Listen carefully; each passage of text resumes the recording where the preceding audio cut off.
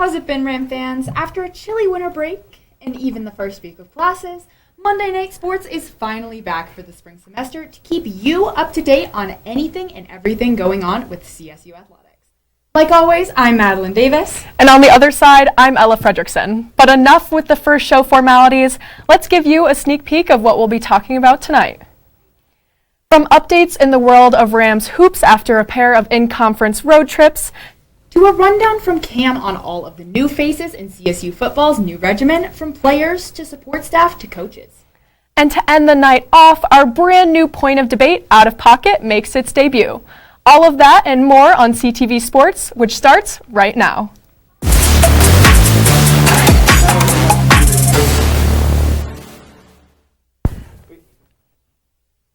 Coming off of a tight dub against the New Mexico Lobos in front of a Moby Arena record of nearly 4,000 student fans last Wednesday, the Rams took a trip down I-25 to take on the Air Force Falcons at Clune Arena this past weekend, hoping to make the Springs Moby South for the afternoon. And while CSU faithful did just that, quickly flocking down to the academy, the Rams, on the other hand, who were known for their pace, started a little slow against this 9-7 Falcons team. With about 6 minutes left in the first half, though, the road team finally practiced what Coach Medved always preaches, stepping up their intensity on the defensive side of the floor and going on a 15-2 run to push their lead to 14 points heading into the break. And sure, while the Falcons did come out more aggressive in the second half, it wasn't even close to enough to deny the Rams in this one, who comfortably ended up taking the win 73-53. When you look at the numbers, the thing that normally stands out for this team is its excellent shooting numbers and efficiency on offense. And well, this one was no different, seeing CSU hit a solid 57.4% from the field, including a 35.3 three-point mark, compared to Air Force's dismal 33.3%. And with their size advantage when compared to the Falcons, the Rams naturally won the rebound battle on the boards as well, 39-26, in addition to absolutely demolishing AF in the paint, 40-16. As you watch this squad game in and game out, what truly sets them apart has to be their incredible depth from 1 to 5. CSU scored 28 points off the bench down at the academy, with 15 of which coming from the always reliable guard, John Tonje, while Air Force was only able to manage 10. Here's what Coach Nico Medved had to say about the team's depth after the win. There were a lot of guys that were good. I thought Isaiah Rivera was great off the bench. I thought John Tonje was great off the bench. Isaiah Stevens was awesome. And just that's another example of, with Adam unfortunately being out, of our depth really showing up. Great. Moving on to some more scoring numbers, the Rams were led by junior point guard Isaiah Stevens, who secured 18 points, while fellow classmates John Tonje and David Roddy were right behind him with 15 and 14 respectively. Roddy also led the team in rebounds and was only one away from securing another double-double, something that's become almost to be expected throughout this guy's career. On the other side of the things, the Falcons were led by freshman Jake Heidebreeder with 16 and star guard A.J. Walker, who followed that up with 13 of his own on 4 of 11 shooting. With the impressive road win, the Rams improved their overall record to 15-1 and their conference record to 5-1, the best start in program history through 16 games. And shifting to the national stage for a sec, CSU is one of only 3 teams in the entire nation with only 1 loss. Needless to say, out of 350 D1 college hoops programs, this is super impressive. And hey, if you still somehow haven't had the chance to see Coach Medved's squad in action yet, you'll have another chance tomorrow night at 7 when CSU takes on the Nevada Wolfpack here in Fort Collins at Moby Arena. Let's hope for some more Moby magic. So, I personally think that this was just what they needed. No, absolutely. And, we see a lot of struggling away teams with CSU. They go on the road. Our volleyball team struggled really hard when they would leave campus. And so I think that having a strong basketball team, even when they're not in Moby, is incredible. I agree. The two back-to-back road wins, the 2 blowout back-to-back road wins. Absolutely, not even close. Absolutely huge for this team going forward, and I think it just puts them in an even better spot, which is hard to believe. Yeah, seriously. And now dribbling across the court to talk about the other hoops program here on campus. Entering Saturday, CSU's women basketball was fresh off a runaway win against rival Utah State to even their conference record at 3-3. shifting their focus to a road trip to Boise to take on the struggling Boise State Broncos down at Extra Mile Arena. And in this one, the on-the-road nerves peaked throughout the first quarter of play, putting the Rams at a 6-point disadvantage entering the second. But although the start was definitely not as strong as Ram fans might have hoped for, a quick turnaround fueled by a resilience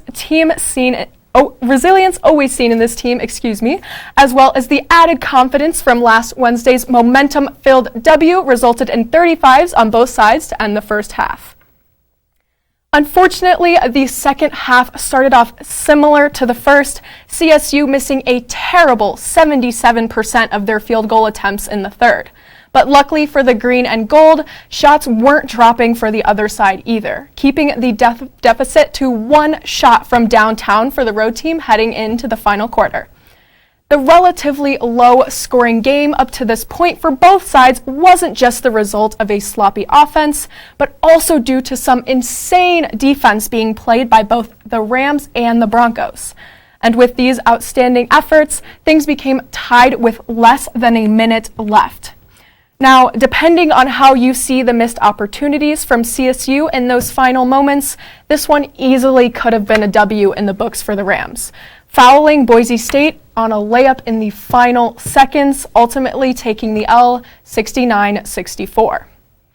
Shifting to the stats overview, team leader McKenna Hofschild was clearly doing everything she could to spark her team to victory, putting up 11 points and 4 rebounds, while Upe Atasu took charge with 16, and Carly Murphy following close behind with an impressive 14 from the floor.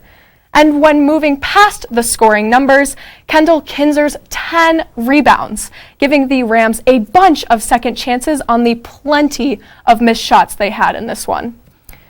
Moving past the loss, though, which drops them to 12-5 on the year, CSU faces off against Fresno State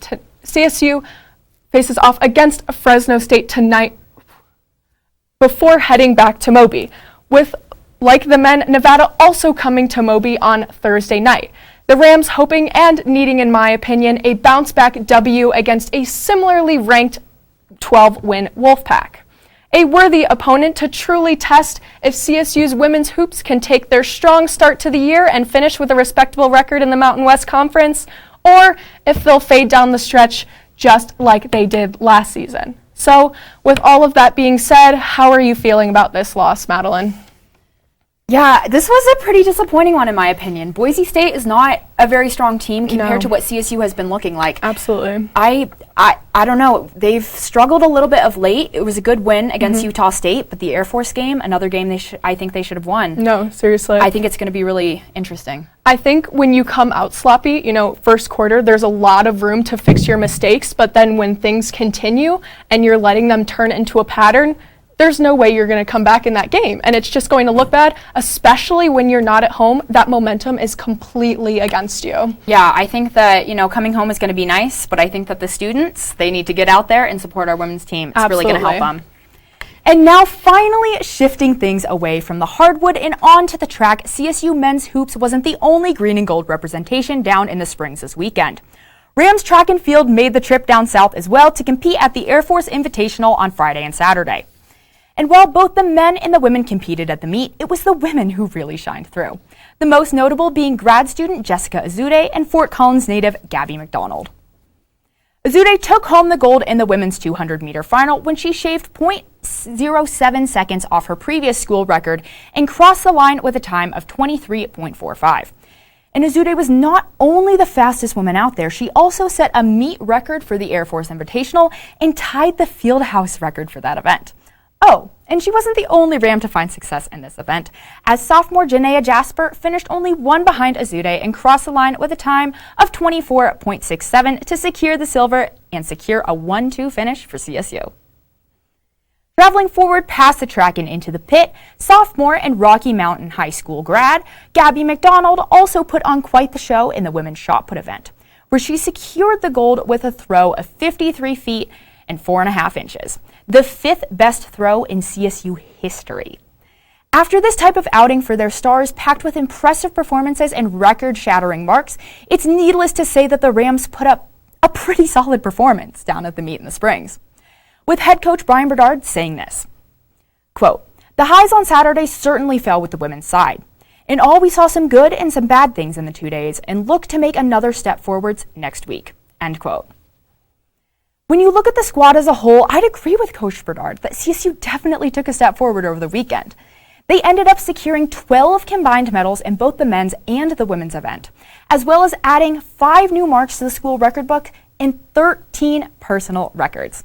And after this successful outing, the Rams will make their way up to Wyoming and continue this upward trend for the Wyoming indoor meet. And if they perform anything like they did on Friday and Saturday, we're in pretty good hands.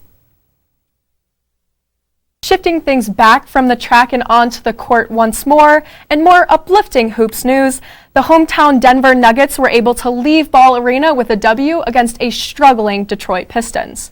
Now, for fans still holding faith for this Nuggets team, this was certainly a closer one than you would hope for, with Detroit managing to keep within range all night, quickly closing any large gaps the Nuggets were able to create.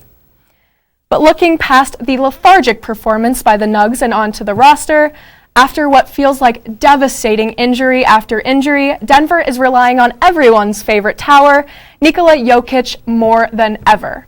Number 15 carried this game on his back like he always does, with 34 points, 9 rebounds, and 8 assists, more points than double any of his teammates were able to put up. It's obvious that the reigning NBA MVP is still playing up to that most valuable standard, and I'd say that he might even be better than he was a season ago, even if the Nugs are in a little bit of a slump. But back to the whole game as a whole, like I said, things started off real shaky for the home team, ending the first quarter actually down 1 to the Pistons. Seriously? The second looked almost the exact same, with Denver going into half deadlocked at 60 with, in my opinion, a team they should absolutely blow out at home. Coming out of the locker room, though, this bunch looked completely different. I'm not sure what he said, but whatever pep talk Michael Malone gave at half seemed to work, with the team we know and love showing up in the third to hold the Pistons to just 16. While at the same time putting 32 over Detroit's heads. But even with this 16-point lead heading into the final quarter, like they've shown all year in games, like the one against the Clips a few weeks ago, they just couldn't seem to finish things out on their terms. The final quarter cut the lead a little too close for comfort at times for sure. But the Nugs, helped by this massive cushion, were able to hold on and take things 117 to 111. After the dub, Denver now stands at 24-21 in the standings, a lot closer to 500 than I have predicted they'd be on the show in the past. But you have to cut me some slack. That potential-filled team had more than one star player when the season started back in October, and Michael Porter Jr. out on the court to complement the big man. The 23-year-old guard is still recovering from a nerve injury in his back that's plagued him for years. Needless to say, the news on the injury trail for MPJ wasn't too promising for this season's chase at a ring. An attempt to look for non-surgical alternatives late in October, that proved to not be an option, with the surgery taking him out for what could be the rest of the 2021-22 season. I get it. It's better to rest and be overly cautious with the guy you just gave a 5-year, $172 million extension to in September, but man, does this team miss him out there, and it shows in their record. But to mention a little bit of better injury news real quick, Jamal Murray is still expected to return this season after his ACL tear last spring. If Jokic keeps this up and Murray can return and be at least 80% of his old self, the Nuggets could go back to being a huge threat with this dynamic 1-2 punch. Jamal, you can't return fast enough. We'll just have to see how well this team looks in a few months when the pressure is really on. And now that you're caught up on all of the hoops action on campus and much, much more, Rams, it's time for a quick break. When we come back, Cam makes his entrance to Monday nights this semester by breaking down CSU's brand new staff on the gridiron. You won't want to miss it.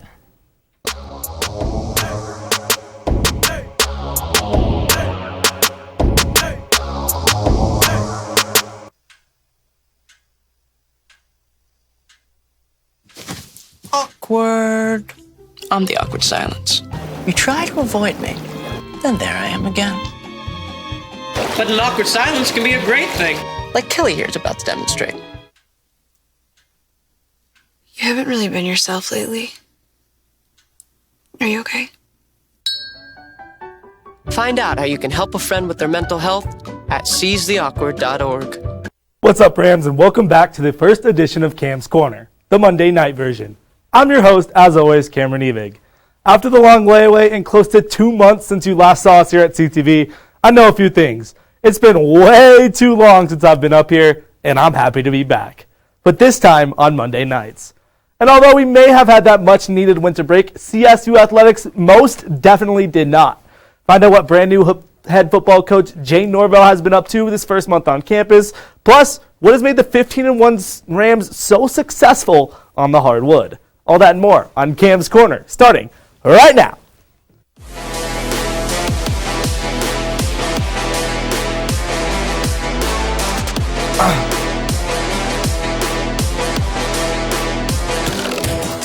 Like I mentioned, while we might not have been busy until about last week, sports on campus never dropped off. Over the end of December and now into January, not only did the men continue their historic start to the season, but the women have also had a pretty good season themselves, sitting at 12-5. But working back to a few months ago, a team that didn't have a good season, however, is Ram football. As we talked about before the break, a former head coach from Boston College, who will remain nameless, was fired by CSU in early December, and the guy they got to replace him soon after is former head man in Nevada, head coach Jay Norvell. After 5 years as the leader of the Wolfpack program down in Reno, Norvell's move was a surprising one after leading his team to a fairly good 8-4 season with NFL draft-bound Carson Strong as his quarterback. Whatever his motive may be just like the $8 million or something, for him to come to CSU, Jay Norvell surely didn't come to Fort Collins alone. Bringing a lot of his previous staff with him, including QB coach and offensive coordinator Matt Mumme, tight end coach Chad Savage, and special teams coordinator Thomas Sheffield. And not only did he bring like half of the guys that helped him revive Nevada football, but he also landed 9 players that were previously on the Nevada roster through the transfer portal, including guys like running back Avery Moreau and Torrey Horton, who has had plenty of starting experience in the air raid offense, and redshirt freshman QB Clay Millen, who could be the future at signal caller. These flips from the Wolfpack, plus some tireless effort on the recruiting class, landed the Rams the 4th best class in the Mountain West. Pretty impressive for a guy that came in only a week before early signing day. And moving past what the roster and makeup of the team might look like next season, Norvell has started to settle into the campus community, taking time to address the students and fans of CSU at the men's basketball game against New Mexico last Wednesday, and even jumping into the student section for a bit. Needless to say, Norvell looked really hyped to be a Ram and got a very warm welcome from Moby Madness. After a month or so on campus, CSU faithful have finally seemed to fully accept Coach Norvell with open arms. Maybe he is the guy that can finally turn this football program around once and for all. And speaking of a program that's already turned around and headed up, CSU men's basketball currently sits at 15-1 with a conference record of 5-1, and a big part of their continued success under Coach Medved has to be star forward David Roddy. Now, like he usually does, Roddy had another nice game against Air Force with 14 points, 9 boards, and 4 assists. And although the stats aren't completely eye-popping, like we're used to seeing him put it up at Moby, number 21 has always had a huge effect on this team's success. To illustrate that, let's break down a few of the big man's plays just real quick so we can see what he actually does on the court that makes CSU so successful. As we see, first of all, he's just so good every time. The shot up 3, one more time, just for good measure. Easy 3, drain it down. He's been working on that. The steal on the fast break, Roddy leading it as the big man. We're going to pause it right here. 1, 2, 3, 4, 5 Air Force defenders surrounding him. Knows he can't go up for the... Surveys the court. He's going to find Kendall Moore in the corner. One more pass, Isaiah Rivera. Easy as...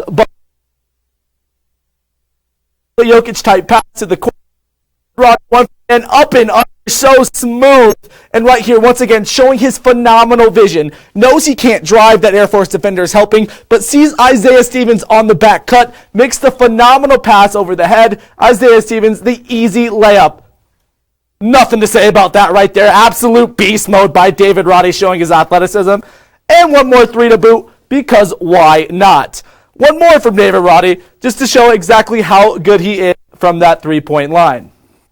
As you can see, with plays like that dunk right there, the junior from Minnesota is a centerpiece of this squad thanks to his leadership, effort, and physicality in the post, as well as his improved perimeter shooting. And thanks to the help of the floor general Isaiah Stevens, who dished him some feeds inside. This is a team that definitely should be in the consideration for a spot in the top 25 once again. The guys play tomorrow against Nevada in Madeline.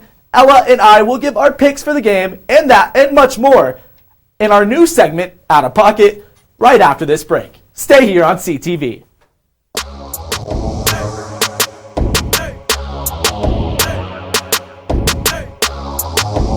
Bye-bye. Hi. Hoping for a crisp breeze to help keep you alert. Oh, he took a sip of water too. That'll probably help. You were probably going to turn down the radio too, so you could focus, right? Probably okay isn't okay. Right. If you see a warning sign, stop and call a cab, a car, or a friend. I think the water line is what really drove it home. I blew on him.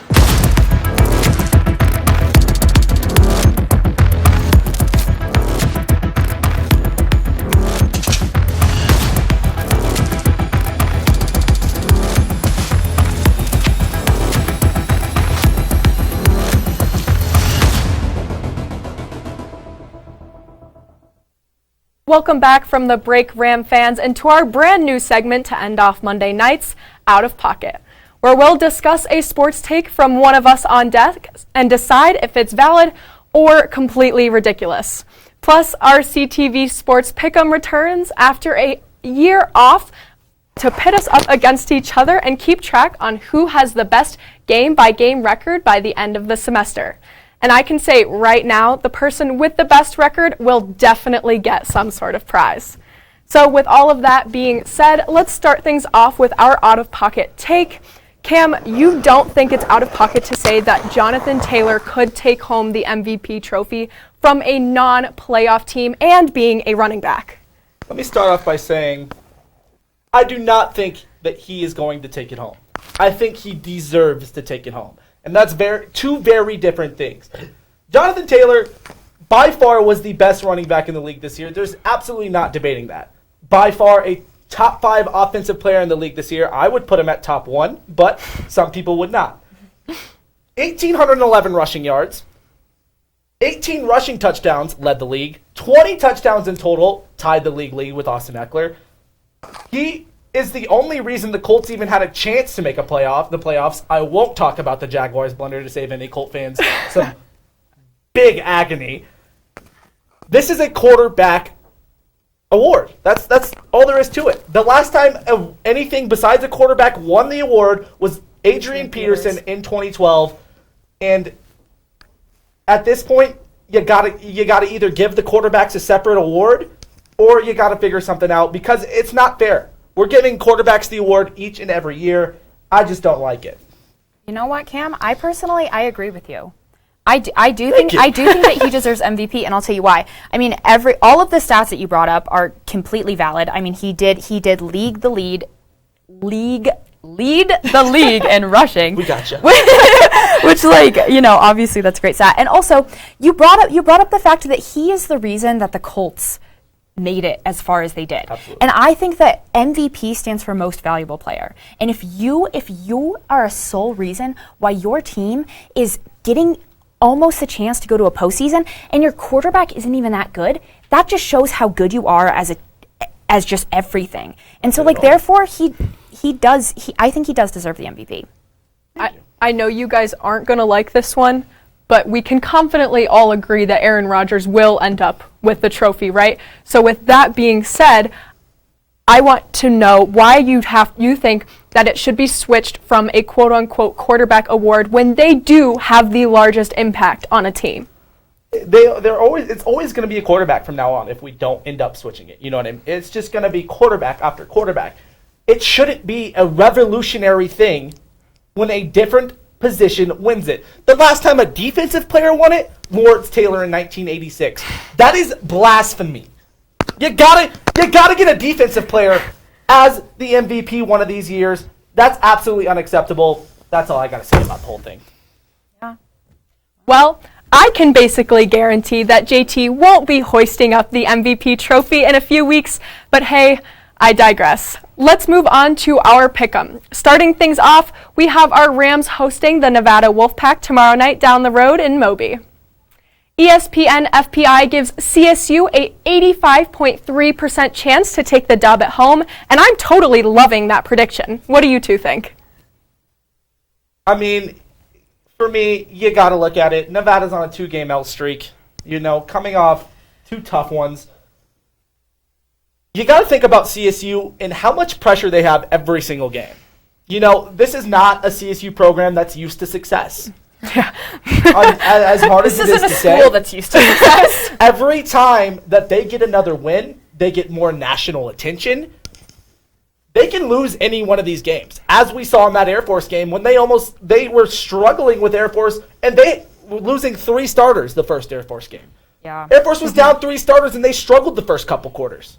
In their defense, they hadn't played for a good 20-some days before that game. And as you saw, it clearly affects good teams, as SDSU lost with not even scoring 40 points to Boise State. Yeah. Bye weeks, same idea. Yeah. I mean, I agree, though. I think that CSU is going to take this one. I don't think... Obviously, CSU is a very strong team. They have gotten national attention. They moved up in the coaches poll. They're now 22, and they're 29 in AP poll voting. So... obviously, they're a good team, and Nevada just isn't as strong.